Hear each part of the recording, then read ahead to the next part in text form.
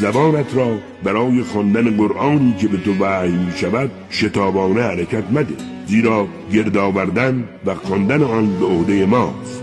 هرگاه ما خواندیم تو هم از آن خواندن پیروی کن. بیان و شرح آن نیز به عهده ماست. چون این نیست، بلکه شما این دنیای زودگذر را دوست دارید و آخرت را رها کردید. در آن روز چهره‌هایی هستند که زیبا و شادمانند و نگاهشان به سوی پروردگارشان است، و چهره‌هایی هستند که در آن روز در هم و غمگینند، زیرا یقین دارند مجازاتی است که پشتشان را می‌شکند.